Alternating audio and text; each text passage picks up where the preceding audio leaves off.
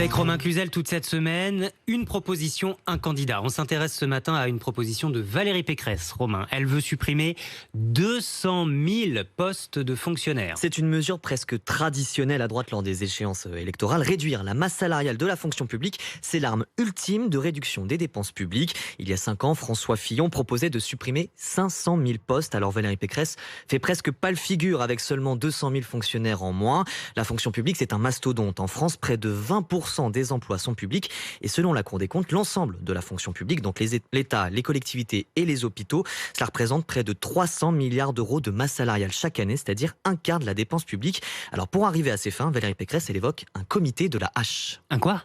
Un comité de la hache. Ah oui, terme évocateur, comité de la hache, ça existe depuis 1938. Oui, et à l'époque, la droite voulait réduire le nombre de fonctionnaires, mais en réaction au Front populaire qui venait de quitter le pouvoir. Alors aujourd'hui, Valérie Pécresse prévient, elle épargnera les secteurs de la justice, de l'éducation et de la santé, pandémie oblige. Alors qui serait concerné pour baisser les dépenses ? La candidate LR entend s'attaquer à ce qu'elle appelle l'administration administrante, sous-entendu la bureaucratie dans les ministères par exemple. Sous la Ve République, la seule politique nette de réduction du nombre de fonctionnaires date de Nicolas Sarkozy.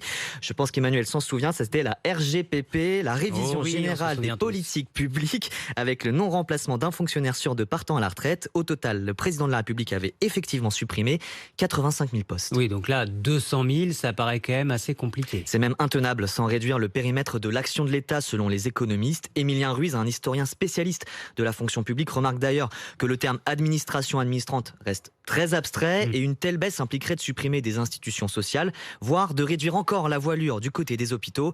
Difficile à accepter en pleine crise du Covid. Se pose aussi la question des effectifs actuels. Valérie Pécresse cible particulièrement les administrations centrales et les directions nationales des établissements publics. Eh bien, si on exclut de l'équation l'armée et la gendarmerie, ces effectifs représentent 161 000 postes. Donc insuffisant pour supprimer 200 000 postes. Et puis comment fonctionneraient les ministères sans ces personnes ?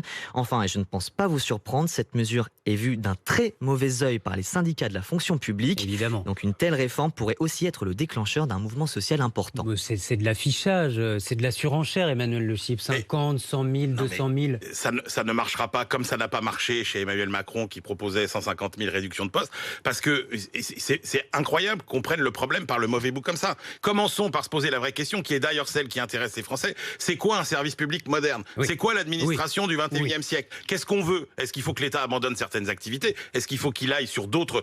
Commençons par avoir ce débat-là pour avoir ensuite une idée du nombre de fonctionnaires qu'il faut diminuer ou pas. Merci Emmanuel Le Chip et merci Romain Cluzel.